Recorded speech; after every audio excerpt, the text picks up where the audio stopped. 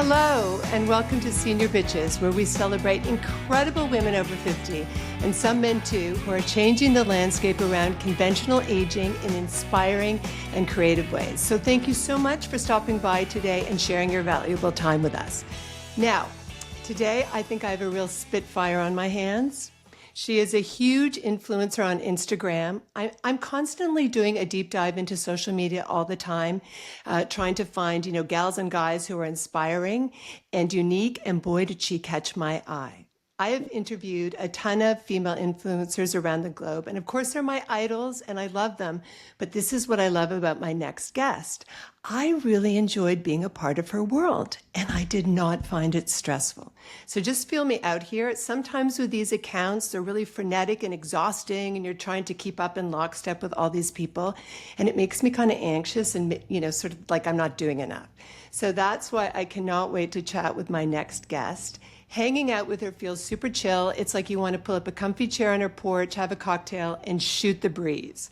But that does not mean that she does not resonate or she is not formidable. She has hundreds of thousands of followers. She represents major brands and travel destinations and is on top 10 lists in America for her savvy tips on life and love and getting around the planet. She is also a trailblazer, a seeker, and a disruptor and creator of the movement, the SheShe Show. So please welcome to Senior Bitches, Sheree Frede. Hi, Sheree. Hi. Hello, everybody. So nice to be here. Thank you, Mary Jo. You are so welcome. An opportunity to get to know you as well. I can't wait to move through this podcast. Now, to put yourself out in the world in such a powerful way in your 60s is brave. So have you always been a risk taker? And what made you just put yourself out into the world like this? It's incredible. It must be that spirit that I got from my father. I've always had that go, go, go spirit like him. And so I entered aviation just to get away from, just to get out there. And it led to so many things as a flight attendant first. And then I became a corporate pilot because I just had that. And a lot of things along the way that led me to these passions. But fashion was always my first passion. I think I came out of the womb with earrings on. And lipstick? And probably some lipstick, yes, because that's really all you need, right? My red lipstick today, I'm doing that in honor of you because I see you wear that a lot on the SheShe Show. So I'm always like, I love a good, thank you. Wear a red lippy every now and then. I know. If you're feeling depressed or down, put on lipstick, have a martini, and you're all good. So you are a risk taker from birth. It's in your DNA. But entering the world of social media is a little scary. So one day, did you just go, what the hell? I'm going to put myself out there in bikinis and cute clothes and see what the hell happens? Is that what happened? I had sold a boutique in my 50s, and I was 59 years old. Well, I was actually about 57 then, and I took a couple of years and I did some remodel projects. I had plenty to keep me busy for a while. And then grass was starting to grow under my feet. And I was like, and I also felt like that I was falling behind in that world of social media. I was hearing terminologies that I didn't understand. And I did not want to be one of those aging women that just was like blah, blah, blah, blah, So what do? So one Christmas break, my 18-year-old grandson at the time, I asked him because I knew he did a lot of video stuff and I knew he would know. So I asked him, and I asked him not to laugh, but I said, Carson, I have some questions, but you have to promise me not to laugh. And I said, what is a hashtag? And and I was like, what? I told you not to laugh. And he goes, so he told me, and I was like, okay, I kind of got that. That's what I kind of thought it was. Then I said, so one more thing. I keep hearing about this YouTube thing, and would you show me something? So he pulls up this girl in her early 20s. And I come from a modeling background also in the 80s, 1980s with some commercial work. And back then we had set directors and stylist and, the lights and all of that. Well, I was thinking I was going to see this real high stylized video that had 1 million viewers on it and subscribers. And he showed it to me, and she's sitting on the end of her bed with low lighting, not good lighting, and just Uh-huh. talking about just random stuff. And I was like, are you kidding me, Carson? Are you kidding me? I said, if that girl can do that, I can do it, and I can do it better. So he says, well, SheShe, let's just name your YouTube channel and let's shoot an intro and let's get you started. And you can do your first one on New Year's Eve. And that was in 2013, New Year's Eve. Wow. Wow. And then it progressed. Then I discovered Instagram in the spring of that year. And I kind of moved away from YouTube. I wished I hadn't, but I did. I still have the channel there, but it's just too much for me to do it all. So I discovered that, and then I was told I needed a blog. So I got a blog. SheShe, everything is SheShe Show. If you're wanting to look me up, I'm that on everything. But I'm mostly on Instagram. And that's where the bulk of my business has come. And I just started with a little small handful of women in the midlife. I call it the midlife category. And there was just a very few in 2014. And, I didn't know what the heck I was doing. I just went day to day, and I posted fashion, and it was all about fashion. But I knew travel was a high interest. Huge. So I was really following that, and I thought, okay, I've got my blog now. Every time Norman and I go somewhere, I'm going to write about the hotel, take pictures, where to eat, where to stay, what to do, whatever we're doing, and put it on my blog. So I started that, and it took a while, but finally one day, about 7 years ago, I get this email from a tourism bureau in southern Mississippi, and I got to go, the only influencer, to down there and explore all the cute little seaside towns with that group, and I was with all journalists. Well, they thought I had 3 heads because I was an influencer. But they were real curious because they were seeing a change in the industry. And so they were really watching me. They were sweet. They were really great because they would help me, do some pictures. And anyway, that's how it started. And I've just learned through trial and error. And then about that same time, my business just started. It went from making $25 a post to, several thousand a post, just to share with you what a almost 70-year-old woman can do as an influencer. Well, now, since COVID, all those women that were bored were watching us going, oh my gosh, if they can do that, I can do it too. So now we are probably one of the fastest growing verticals on social media is the over 50 woman. No kidding. I interview these women from all over the world, and there's all sorts of different, continuums of it. Like some will share all their secrets, like their surgery, where they shop, their sex life, and then some won't share anything. But I just love everybody is on this different journey. And first of all, that is brave and that is kick-ass to do that, to put yourself out there.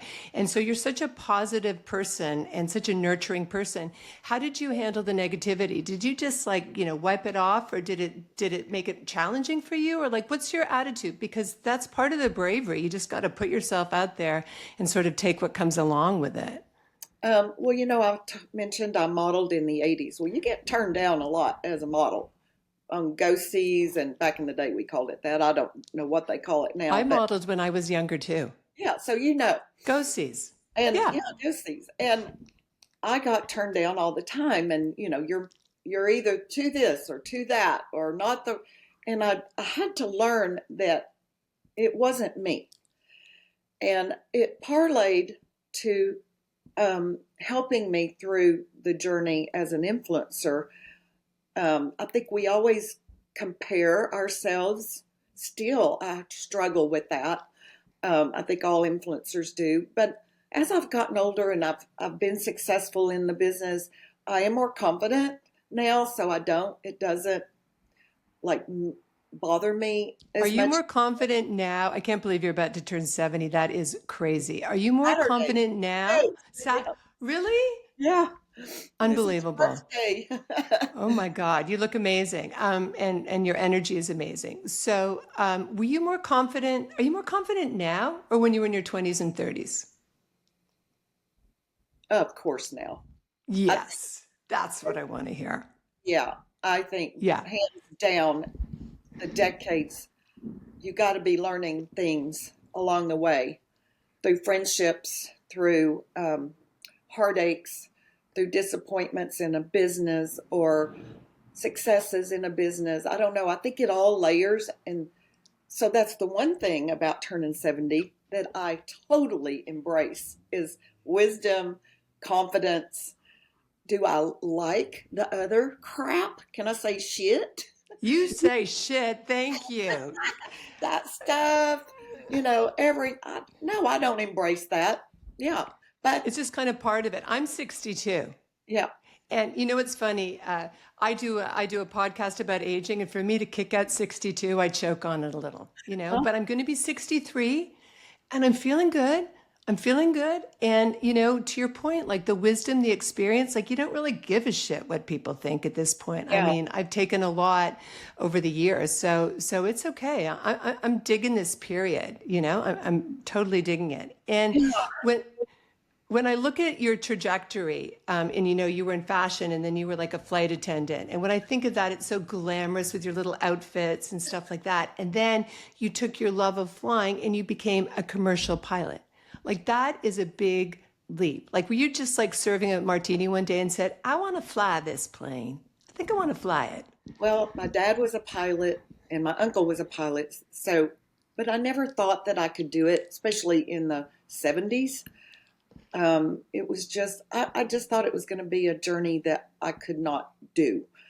And I had a roommate in 1979 as a flight attendant that was the fifth woman pilot hired by American Airlines. Her name was Right. Laura Fowler. I don't keep in touch with her, but I know she went on to fly captain on jumbo jets and everything. And she did it the civilian way, and she really inspired me that I could do it. And my dad was super supportive. And so I took a few lessons then, and then I got married. Oh, geez. How many marriages have you had, honey? Well, this is two.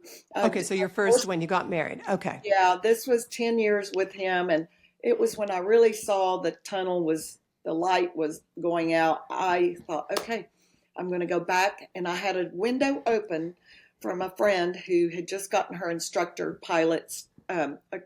rating. And she says, why don't you be my first student?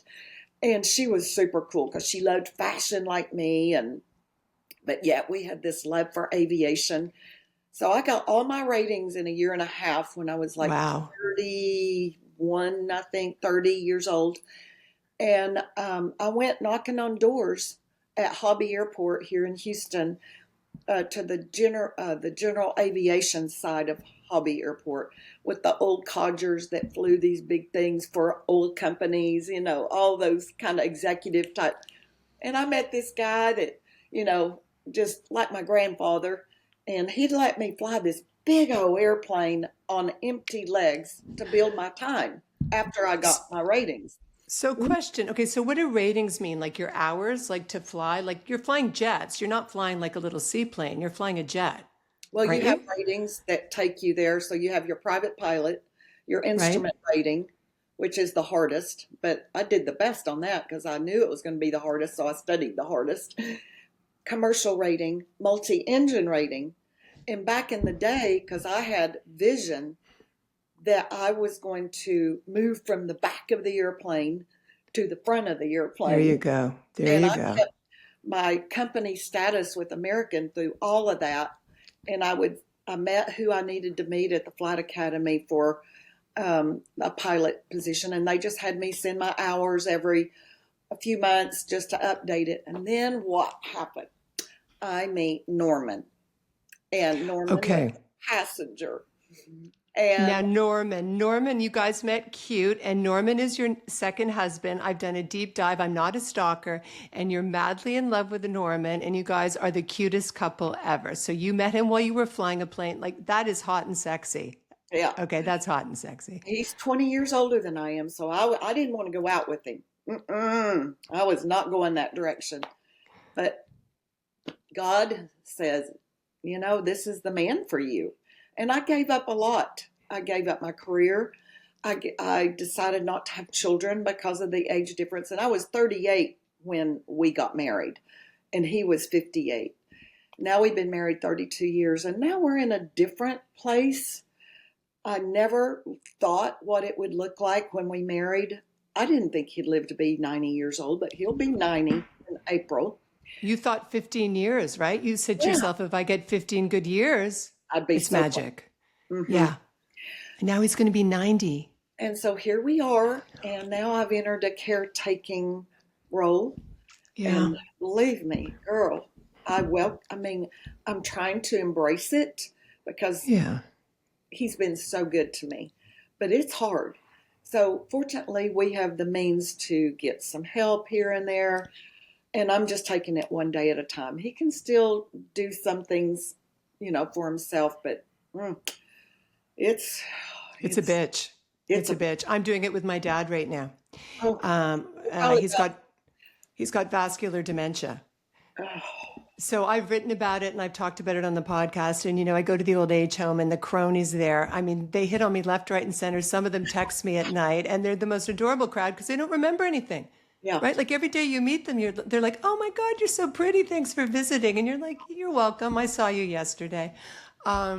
But it is a big thing. Both my parents are still alive. My dad's going to be 90. My mom's 88. There you So go. they're separate now. And my dad we're in this phase. We're in this phase. And So it is Dad are the same age. it's a poignant, there's a hard, beautiful testing phase, right? Because it really tests us, like how we show up for people we love. Like it really, and it's not easy, It's not. right? It's not But I do easy. find joy in a lot of it if I can just be patient. Fortunately, I travel a lot, and that is my savior because I have to get away take breaks. Then I Yeah. come home refreshed and excited to see him, and so yeah. You've got to do that, a little nurturing and self-love. Now, you and I share so many passions. I wrote a book for my daughter because she got autoimmune disease, and she got alopecia and lost most of her hair. So I went on a deep dive of research, and I'm actually a trained chef, and I believe empirically in diet and health. And I saw that you are a board member of Hope Farms with Recipe for Success. Yes. The Recipe for Success Foundation mission to mobilize the community to provide healthier diets for children. This is my passion. And you guys do sustainability. You do all sorts of shit with this board. It's incredible. Amazing. It's we have our own farm right out here. In fact, we host events now. The founder built this cool kind of open air barn, but it's just the coolest venue. She's got a flower area.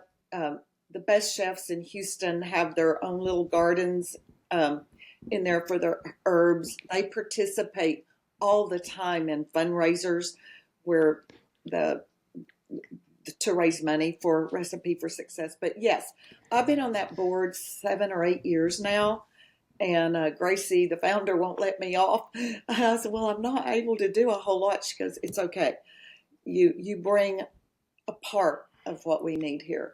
So I like to support the events and, bring my friends and expose them to it. And so it is a great thing. Oh my gosh. It's a great thing. A good food should not be a privilege. Should actually be a right. Kids like health is important and what they, what they eat. So I'm a huge advocator of that.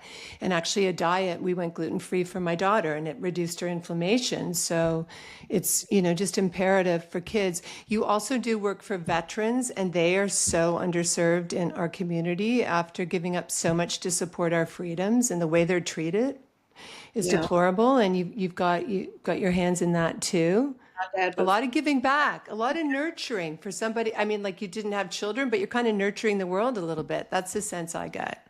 yeah, I just think it's come naturally. I've been, you just kind of naturally migrate to certain things that mean something to you. So, what is the thing that women reach out to you most about through your blogs and communicating you? What is the thing that is there like a universal question or something they come to you with over the years? Probably skincare is the biggest Yeah. because I'm a big, not a big makeup girl, but I've taken care of, and I abused my skin probably like you did in Yeah. the early days with the iodine and baby oil Oh, yeah. And the tinfoil. and the Tinfoil. tinfoil. I Yeah. remember in Tennessee getting up on my grandmother's metal roof and throwing out a blanket, putting up reflectors. And now Me too. I'm paying for it. I've had some skin cancers, but I haven't been in the sun since my middle 20s, and I don't even go to the mailbox without sunscreen. Oh, And so you're serious. You're serious about it. yeah, because I know the damages of it. And smoking, I'll admit I smoked a little bit, younger, way younger. Um, but yeah, I just think the sun is the number one worst thing, probably than smoking, or they're neck and neck. I don't know And which then one. alcohol. And alcohol, abusive Yeah. alcohol. Yeah. I mean, there's a lot of reasons, but I think the sun is tough. And I love the sun. I'm such a sun baby. I'm on the water all the time. Well, And I'm in California. yeah, So, I'm sort of a bit addicted to it too. So, skincare is the number one thing. I have absolutely loved talking to you. I think you're a total inspiration. The last question that I want to ask you is what is your mantra and has it changed over the years? Like, what's your life sort of mantra? well, I live on the edge. I mean, I'm out there always right on the edge. I have a fear of heights, even though I'm a pilot. It's a different sensation. But I get out there on that edge, and it's the fear of FOMO. Call it FOMO. Yeah. You know, getting left behind. I It's want, risk, honey. You take risks. It's and I don't. brave I to want live to. on the edge. I want to do so much in the world. I would love to. If I had a longer life, if you ask me what after Saturday, after my birthday, moving into my 70s, what's next? I have no idea. I'm just one day at a time. I've done everything I've really, really set out to do. Right now, I'm in that caretaking mode, so I can't expand any more of me because it's just too much. I can't do it all. So, that's where my space is right now, learning about that. And I'm hoping, like you, that I can use my own experience to help other women that are going through it with their husbands or their dad or mom.